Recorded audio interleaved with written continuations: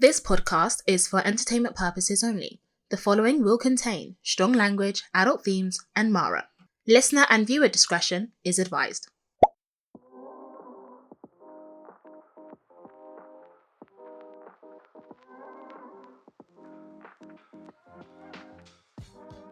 How are you saying it's now? Hi guys, what's goody? It's Tammy. Hey, it's your girl Mara. And you're listening to the Not Too Much podcast. If you know, you know. Okay, well, welcome guys to episode 4 of this Oh, season. Today, I wanted to start off this topic by talking about a little point that we've kind of oscillated around since we started the pod. And that is the topic of public humiliation of children. Whether this is a parent shouting on the street at their kid, a spank on the bus, the parents' evenings where school kids are getting compared to other kids, humiliation of children. It's a tough topic. Yeah. But I don't know if everyone sees this as a tough topic. Oh. Hey? Why would they not? No. Do you guys believe that casual humiliation of children is normalized? I think the two words sitting next to each other make me feel very uncomfortable. Casual humiliation. I just kind of think it's something that I think is quite normalized. Mm-hmm. And I think it being casual has something to do with that. I think I've definitely in recent years seen it demonstrated a lot online. Mm-hmm. In like, I remember, I tried to send you a video one time, or I might have brought it up, that I saw there was this kind of trend going on TikTok where toddlers were having a moment of like, you know, emotional distress, like they were crying or visibly upset. And the parents were like playing gospel worship music or sermon audio over it, as if the child was having like a breakthrough, because they would mute the child's voice. Right. Okay. And they would just be like, hallelujah, like something like that, you know. Yeah.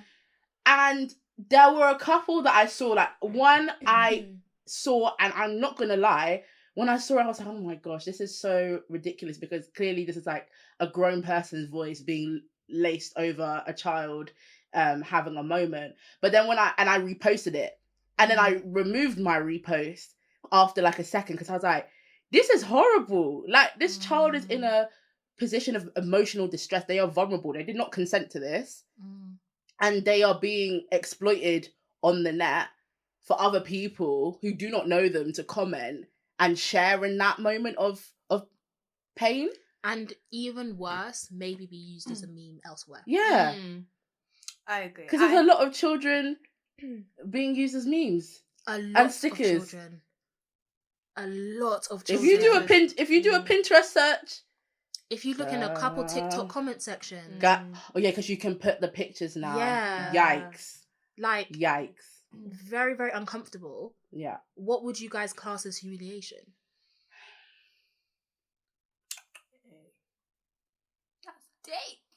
Because is humiliation something that no matter your age has the same definition, or does that shift as a child versus an adult? I think the examples may shift to something that might be more age appropriate or relevant to their age. But I think the feelings, the emotions behind it are quite universal. They stay the same. In my eyes, and I don't know if it's just me using a synonym here, but when I say humiliation, I think shame. Yeah. I think anything that puts a person in a position to be shamed or to feel shame is how I would maybe describe it quite broadly. Yeah.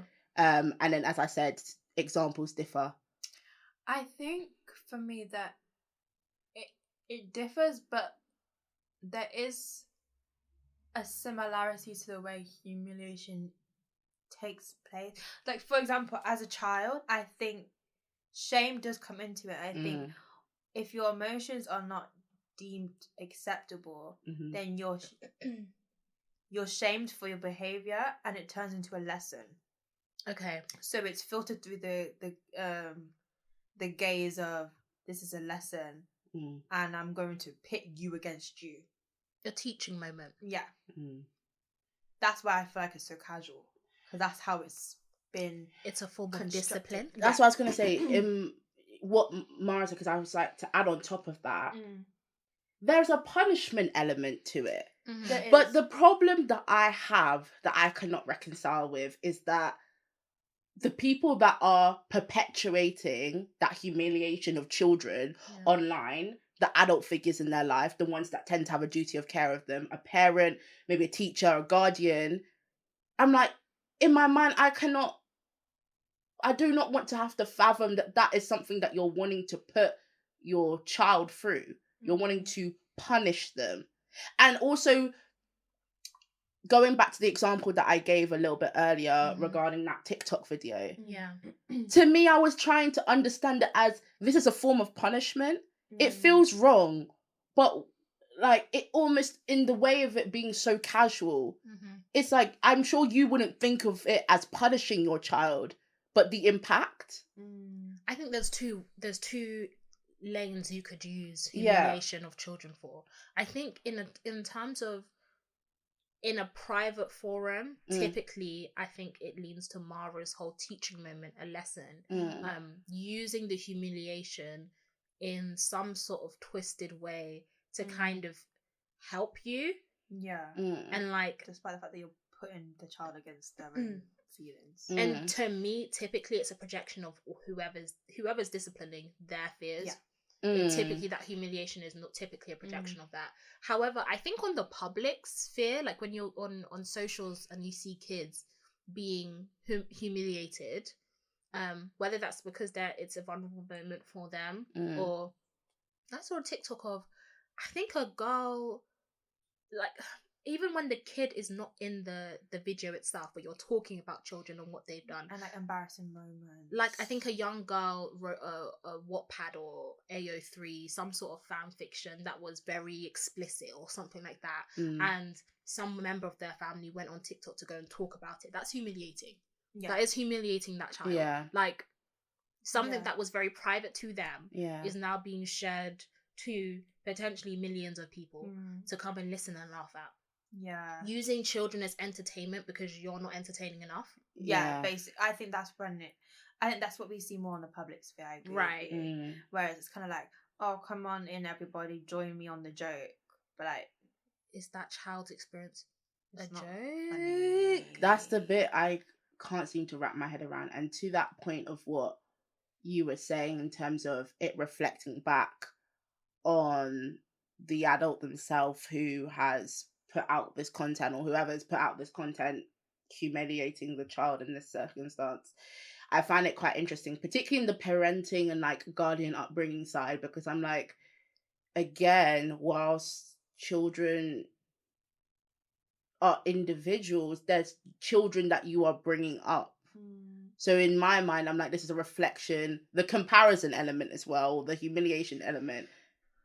I'm like, is this a reflection of a part of something that you're not satisfied with, that you haven't yet confronted, that you have used your child as a vehicle to kind of project that or express that? Or the opposite. Where Okay. I think people actually may have too high of an esteem of themselves to realize that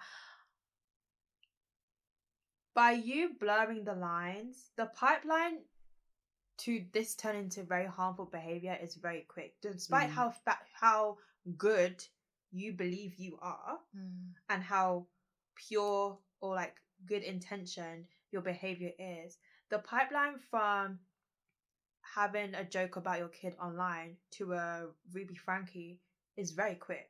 And I feel like people don't actually realize that. Do you know what I mean?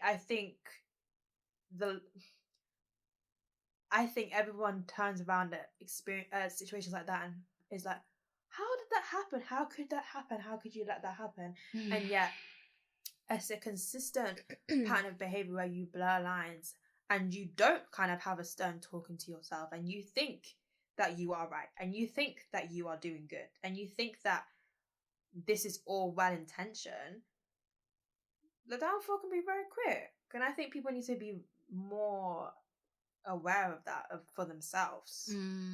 What I will say though is I think sometimes the line of argument that I see when it comes to using humiliation as a way to teach children is this need to teach children shame. The idea that you must know shame, like you have to know what it's like to feel embarrassed and to feel awkward when doing something, so you don't do it again. That using shame as the deterrent rather than maybe just telling the child why. Because that's what I was going to say. It actually breeds more of an aversion to shame rather than an understanding of, okay, if there is something, I hate even having to say this, if there's a lesson that you're trying to get across, explain that lesson, understand that boundary, especially if it's a matter of the child's safety. But I think, again, in wanting to get a message across to your child, you would focus on making sure that message is understood. What do they understand from that situation of humiliation? Exactly. Is it because it's the quickest way? Well, that's what I was about to get say. something sorted. But the issue is that's the thing, though. It's bringing more issues up. You know, none of us in the room are parents, and nor are going to be for quite a while, right? But at least one thing that I have learned, at least from the things that my parents have said about raising me, you can't fast track parenting. You can't do it. You fast track that, and then you realize that 18 years later you've raised an asshole, and now that arsehole is your problem for life, because guess what? 18 is just a number. They're your child for life. And there are different avenues. Like, okay, you might breed a child who now starts to treat people wrongly. Breed a child? Huh? Breed it. Did I say breed? Oh my god! I was gonna casually move past that now. I'm so sorry. I forgot we were on the mic. I literally went breed. No, she didn't mean it like that. I had a very you know how tired I am. She said, like, cannot breed. You breed your child to do this. Hey, but maybe that's how people are raising their kids, though. No, like cattle. People that know me don't talk like that. Why are you looking in the camera and saying that? She doesn't speak like. That's why I was like, that's very unlikely. That's why I hopped, skipped and jumped. I said, no, never mind. It took me out of the pod. I said, that's why I looked at you like. And I saw you. I was looking at Nell from over here. I said, do not. That's let not. the girl keep going. I'll beep it out. I just had to take a pause again. My brain was on autopilot. No, but you were on a good point. Yeah, my bad. Sorry, I'm so embarrassed. But don't be. No. We're not shaming you. Because I mean, no one's humiliating me. I just said the wrong word. It wasn't the wrong word. It was just an interesting word. It's not the way I would have strung my sentence along. But anyway, you might raise a child who treats people wrongly, or you might raise a child who does not know how to trust. There are different avenues that this can take that will impact, if I'm going to be honest, especially the children that they're getting younger and younger. And this is the thing, it's not new. We've spoken about across different episodes and different seasons, you know, different formats that were used to kind of exploit children or like partners and spouses for content as a form of like currency and getting boosting visibility, right? And so it's not a new thing, but I think I get unsettled seeing it and seeing how young these children are, because again that impact on their development and their self-image is not something to be overlooked. And we don't know what the impact is. Like, like, especially in terms of the kind of social media sphere, we don't know what the impact will be for those adults when they look back and see that in 2019 or 2026, their mum posted a video of them at 2 years old having a meltdown. How will the 30-year-old version of them feel knowing that could come up whilst their employer is doing a CRB check on them? That's the thing. And it's like, guys, obviously, and I think people hear conversations like this and then take it to the extreme. Oh, I can never post my kid. First of all, no one's telling calm down. Okay, there's a difference between, you know, a funny like reaction with like a baby eating a lemon slice and then you recording your toddler screaming and crying a meltdown. But also, and this is a different topic that we may need to discuss at another time. What, AI? Yes, AI, but you really should not be posting your kids online. With everything that we know now, with everything, you shouldn't. I struggle to. I think Sorrel posted a TikTok video, and I was like, this was the take. I was like, give me a reason why you would post your child online right now. A good reason, because I can't think of one. And I'm not talking about if it's like a private Instagram with people that you trust and blah, blah, blah. I'm not delving into that sphere of things. I'm talking it's like to the public. Yeah. Like, obviously, I feel like both, I have their photos of me on my parents. Don't promote. That's what I was got to hold back. Because now I'm going to have to scrub everything. It's an easy dive. Obviously, let me make this general. Like, parents post their kids on maybe like their Insta, their Facebook, actually, WhatsApp profile picture. Grandma's having the... Thank you. Yeah. That's not the same thing. Yeah, because it's not content. Yeah. They're not making content. And you know something, we were talking about this for a completely separate conversation, but there's a TikTok creator called Jamal, and Jamal quotation mark. Yeah. And if you know, you know. Mara's doing back and forth. I don't know. Back, forth. Don't worry. Just stay with me. Okay. I'm still here. And they were saying that, gosh, what were they saying? So they were basically talking about I think they were talking about the BAFTA situation. Yeah. And they were essentially saying that a lot of people's paycheck is outrage. Yes. And so social media is not just a fun activity for some. It's a form of currency and it's a livelihood. Right. And he goes into more nuance in his actual video. We're just giving a very blasé kind of overview of what he says. But, you know, for a lot of people, they're here to make a check. And it's a check. Let's also be honest, some of these videos are the catalyst for the kind of parent and child TikTok page. Which I've had to learn. There's one parent and child TikTok page that I do have a parasocial relationship with. I've had to physically stop myself from engaging with that content because I know it's harmful. And it is hard because there are some pages where it's just like very heartwarming. Yeah. But it's cute. It's cute. But not everyone's watching it thinking for that. Why are you saving them videos? Bro, the saves? The saves are high. And it really stresses me out. It's concerning.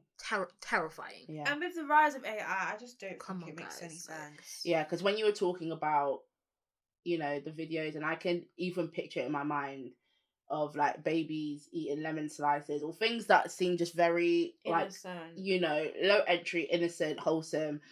That was of a different time. Yeah. When we were consuming that. And I just think we have to be so incredibly mindful of how we put children out there, because we can't safeguard them once it's out there. Well, not to be enough of that. no more of that. Okie dokie, welcome to our promo break. I'll speed through this. You can follow us at the NTM Pod on Instagram and at the NTM Podcast on TikTok. You can take a listen to our episodes anywhere, everywhere you listen to podcasts, Apple Podcasts, Spotify, YouTube, you name it, it's there. Make sure to like, share, and engage with the content. And with that, I will see you at topic 2. Thank you. So we took a little break. I don't know why I held my breath. Like, I wanted you to get those 5 clear seconds. Yeah. I don't think I'm very clear. I was mid-sip. Yeah, but it's fine. Okay. We are having liquids. So I don't know why just say that. wine? I should have just said This wine. is a big Say girl wine. podcast, man. Get with it. Yeah, we're not girls anymore. Oh. We started off as We're girls. women. I'm wim. Where's the N? Exactly. It's pendant. Okay, but what I will say, that was a terrible gulp. I'm so sorry to Was listeners. that very loud? Yeah, it was really loud. Damn. So Sorry. What's wrong with you? damn. She I'm said that catching before. straight after straight from this goal all day. You better fight back. And this actually feeds into the topic that we're going to get into, because I've had to learn how to forgive. What? I've had to learn how okay. to forgive Mara, because she keeps coming at me, and I've had to just take that, understand it, transmute that energy, and not project out any anger. So you guys are in a good space. Yeah. Oh, my bad. But I'm just Yeah. joshing. I do feel like the topic of forgiveness is a very beefy one. Yeah. I think a lot of people talk about forgiveness. But the question is, who is forgiveness really for? Is it for the self, or is it for others? Now, I want to zoom out a little bit and just get, typically with our little emotional conversations, I like to get definitions. What is your definition of forgiveness? Because it can differ from person to person. I think prior to this episode, it's actually quite interesting unpacking for myself what I thought forgiveness was. Because I think naturally you believe it to be one thing, but you apply it differently in practice. And I think without realizing, sometimes forgiveness in my head came off like apologizing.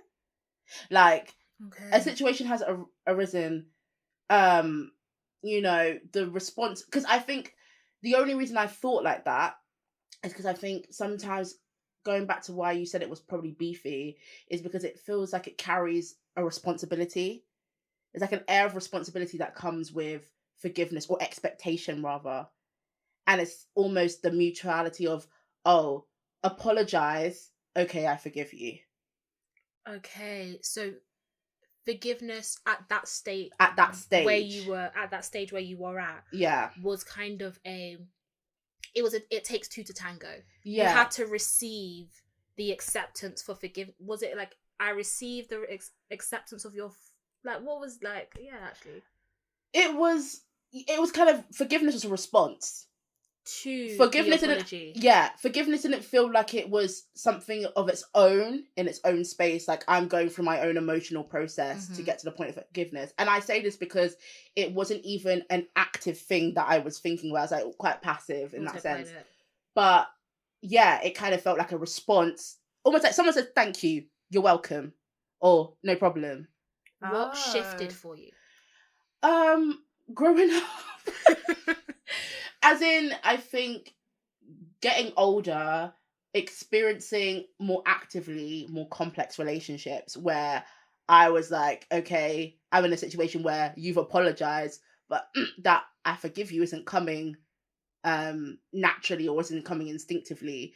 I still have a heaviness that I have to process, and process for myself, because I think that's the difference. I think when it was a form of response, it did feel like it was in service to the other person. But when it was like oh no, it's something I need to take time for myself to understand my place within it, that's when it kind of felt more me-centric. But it differs situation to situation. But I think that's what the shift has been. I do think adulthood has kind of brought on that shift. Okay. Mara?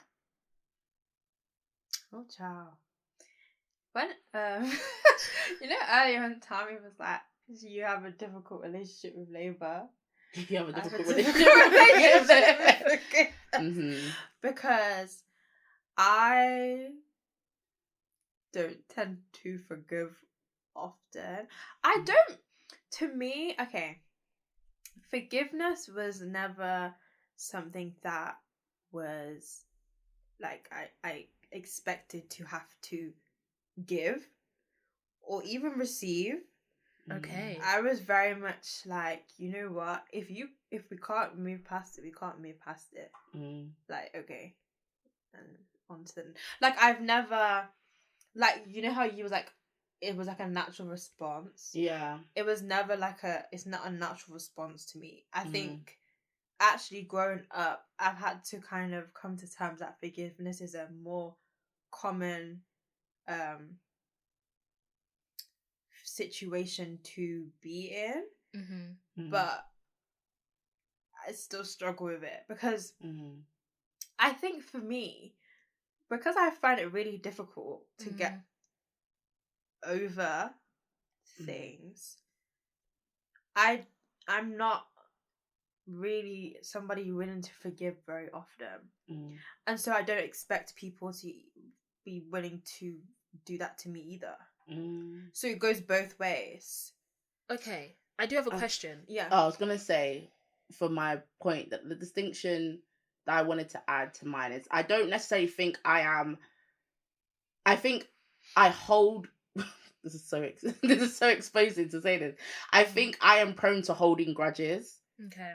But when I say, kind of going back to that whole passive forgiveness thing, where in response, sorry, okay, cool, like, forgive you. That's sorry, that was very hard. But that's what I mean, like the kind of autopilot response, but still in the back of my mind, I think it's unresolved. Okay. We've talked a lot about how you feel about forgiveness, yes, but not the act of forgiveness. Because what I've noticed is that both of you have gone, oh, well, I don't really do this, or it was autopilot. Okay. When you forgive someone, what are you doing? Are you accepting a situation? Are you accepting the person? Are you releasing an emotion? Like, what exactly? Oh, both of our fingers came out quickly. Said accept. I wouldn't say what accept. exactly. That's the thing, though, because forgiveness has many different. The act of forgiveness. Yeah, what is that? It's an act. Okay. I do think I understand it now to be a thing of release. Okay, that's where I am. As in, you know how you. Sorry to bring it back up, but you know how you were saying earlier you forgive Mara for all them strays she was throwing at you, and all those feelings, from however wronged or hurt or very harmed you felt by Mara. Okay. You were able to get to a point where you were able to release that. So I associate the act of forgiveness as releasing that. What that looks like in practice, that might come out of a conversation, and that might just be something I'm internally. I might not have to voice it, being like, I've released this. But I feel a shift. Sorry. I've released it. But no, I feel a shift, as in, essentially. But accept, that's a... accept is crazy. I think that was rocking me a little bit. I think forgiveness is two parties entering an agreement to step into neutral ground again. Oh, I have to hop off here. Hop off. Because I told you, I don't have a great with forgiveness. I don't think the forgiveness part is there's work to do after. I think we can agree to step into away from a situation where maybe one party is wrong, whoever's or both wrong. Let's agree to forgive, and then we can move past it, which is why I don't enter it very often. I have a different interpretation. Yeah, I want to hear from you, and then we circle back. Okay, my interpretation of forgiveness is a very self-centered act. Okay, I think when you forgive someone, I read somewhere that it doesn't mean reconciliation. Yeah. That's fair. That's true. It's not, and you don't have to be in contact with that person. You don't have to communicate with that person to forgive them. I think I agree with the sense of releasing an emotion or releasing a burden. I think that obviously, depending on what the situation is, what you're releasing is specific to that. But for me, it doesn't necessarily. It can lead to a place of maybe get into a place of neutrality or even into a more positive place, but it doesn't necessarily mean that you're always going to get there. Yeah. I think forgiving someone is something that you are choosing to do. Mm. Like, I am choosing to forgive you for my sake. Yeah. So I'm releasing the emotion. If you are forgiving, in my opinion, hey, this might be controversial. If you are forgiving someone for them, that's not forgiveness. That's accepting the situation so you can move on. Those are two very different things. You're not releasing shit. Well, that's my opinion. Well, because if it's for them, that is not forgiving them. You're choosing to ignore something. I don't get the release. Okay, the release of a situation doesn't come through forgiveness for me. It's the acceptance part. I'm not releasing the situation. I'm releasing an emotion. That's what I mean, though. As in, I have to be in a state of accept, because it takes me a while to get there. So once I've accepted something's happened and this is how it's been, and I accepted how I feel about it, because that also takes a while, then I'm like, whew, okay, cool, whatever. That's why I don't reach the forgiveness stage very often. So you process the situation, but you don't arrive at the forgiveness portion. I think that's what it sounds like. Because you, correct me if I'm wrong, you kind of understand the situation. I process. Yeah. I accept. And if forgiveness happens after that, cool, bonus on top. What does the forgiving stage mean, though? That's what I like. Literally agreeing to be neutral with the other party about the situation. Yeah. About the situation. Yeah. Not even in your relationship, about the situation. Yeah. Hence agreeing, though, because that suggests that the other person is just as involved in the forgiveness process as you. No, that's why I decided that they're agreeing. Like, no. Okay, I'm so confused. You're confused, but okay, just for clarity's sake, okay. So let's say something happens. X situation happens, right? You've processed it.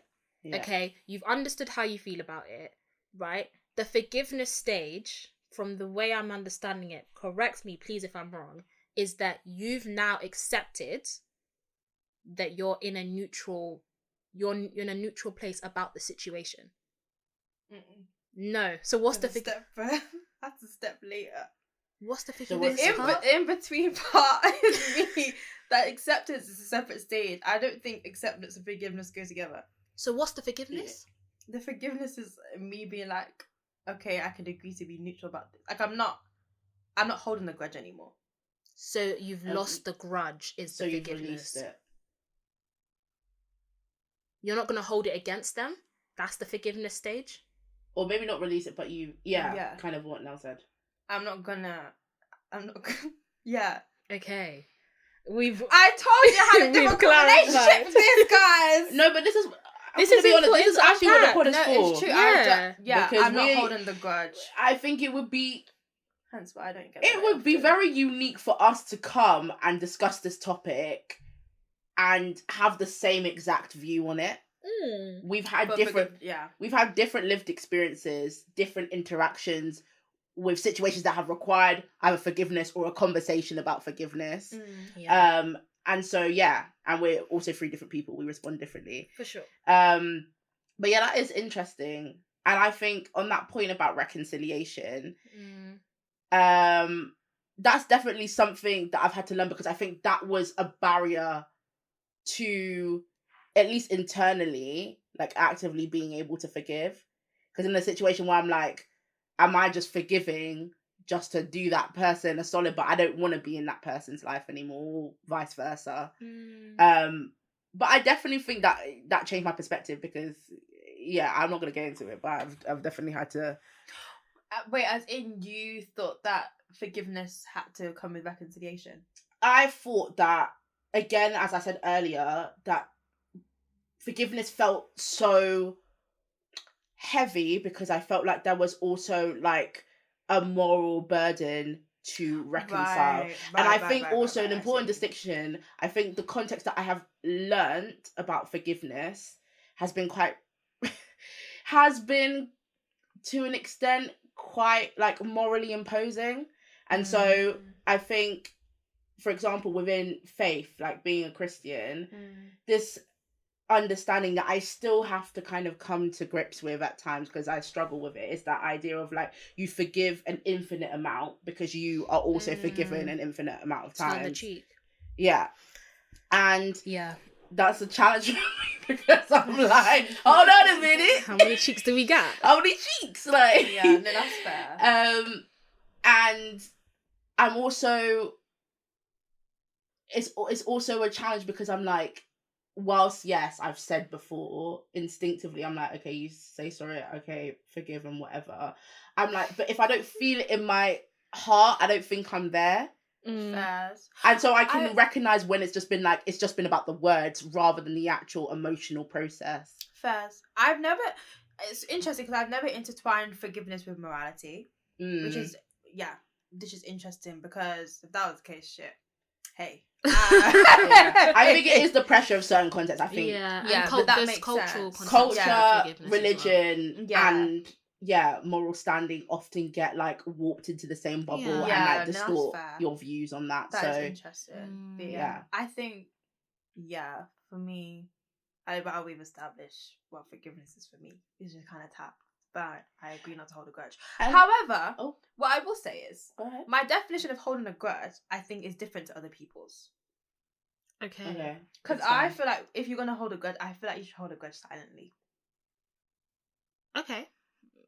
Okay. I don't know what to say to that. I wouldn't want to like outwardly hold a grudge to someone, like make someone or project your kind of negative emotions onto them. Like if I'm not going to make someone feel like I have a grudge against them, you're just gonna hold it internally. I know I have a grudge against them, and that's okay. But I'm not gonna make it a big. I can be civil, like it's not that deep. One day we'll discuss the grudges. Yeah. Okay, but so far we've talked about our personal relationship with forgiveness. I kind of want to delve into forgiving a public personality. Because that's different in my view. You can forgive people you have personal connections with, or you can unpack the idea of forgiveness, maybe, correct me if I'm wrong, listeners, you guys, a bit easier, the idea of forgiveness when you're talking about people that are actually in your life. But when a public figure, a celebrity, a political personality does something, can you forgive them? Is forgiveness really an act that you can truly say you've done to someone you don't even know? And I think people would probably express it under a different term as a form of like healing. And obviously there's like this I agree, because it even still sounds weird to be like, oh yeah, I've healed from like maybe the disappointment of so and so public figure or how they've acted, but it's very real. An emotion is that, and rightfully yours. And I think just because they are detached from your life, your day-to-day life, even though you still engage with them through different means, doesn't mean you don't have emotions that come with that and need to take your own journey with it. They might not be my family member or my friend, but there's still someone that, again, I've experienced something from. And it's less, again, that's when I think forgiveness reverts to its like me state rather than other, because of the parasocial element. Right. But yeah, still happening. Still happening. I think it's hard to actually forgive a public figure. Because again, like there is that lack of connection and less emotional stakes. Yeah. And it's kind of like, well, if I do hold a burden against you, like a grudge against you, because you're fine, I'm fine. One less album sale, I guess. You know what I mean? Like, do they? And that's another thing. I'm like, when these people ask for forgiveness, do they really I don't know if they really care that much. What does that, like, when you're the one asking for forgiveness, what does that mean? Because I was going to say on actually a different note, not less of like a macro scale, but I think it's quite easy to talk from a position when you're the one who is forgiving someone. But when you're asking for forgiveness, what does that mean? Even ask... Like, have you guys ever asked for forgiveness? Are you fucking mad? Oh, sorry. You guys have never asked for forgiveness? That came from your gut. No, I have asked. I'm so sorry. That was so... I have asked for forgiveness. Not necessarily... No, but I haven't said it as I'm asking for forgiveness. But I do think... Like, can you accept my apology? Is that asking for forgiveness? Or is that accepting? To an extent, yeah. Because again, as at least I can only speak for myself. But when I was saying earlier about that kind of...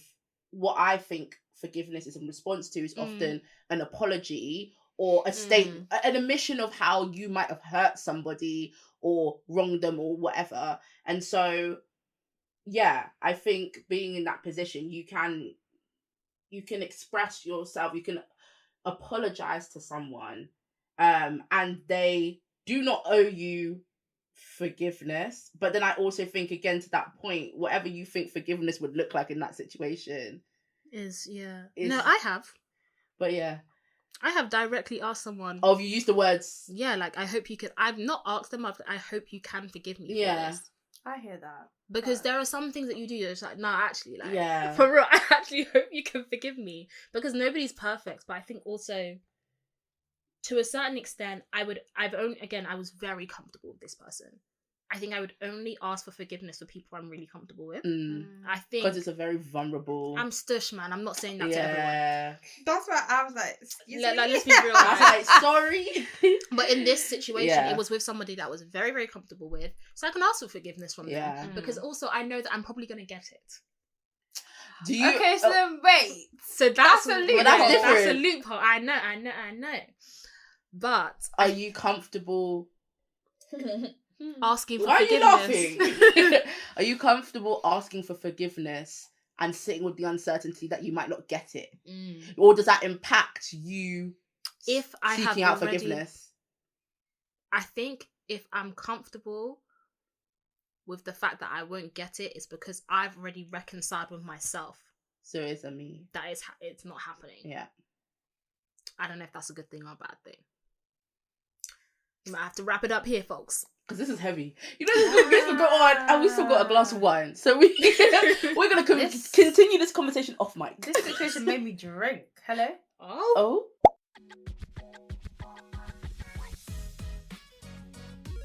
Alrighty, I've been Nell. I've been Tammy. And I've been Mara. And you're listening to the Not Too Much podcast. If you didn't know before, you know now.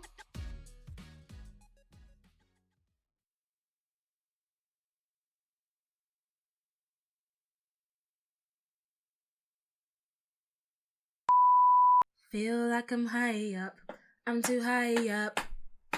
I'll let the light up, moving too fast. Now you caught in the middle.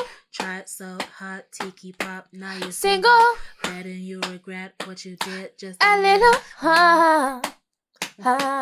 Baby, what you think this is? What you think I wanna plead hey, the fifth. what you You ain't gotta tell me what it is. She's got to rap this shit. You Rap, must rap, got rap me this fucked shit. up. You must got me fucked up. What you think this is? What you think this is? Do you forgiveness? What? Are you gonna? Forgive me. Are you gonna? I'm going too hard in your city. What forgive? So forgive me. Are you cause gonna? I'm not teary. Are you gonna? Best believe Hey, I'll move on to better things. Hey, Oh, forgive you her. lie. Forgive You and me. lie. Forgive Give me and she. back all my Forgive and time. we. Forgive So us forgive all. me. Forgive me. us all. Best believe Hey, I'll move on what, to what, better what, things. What?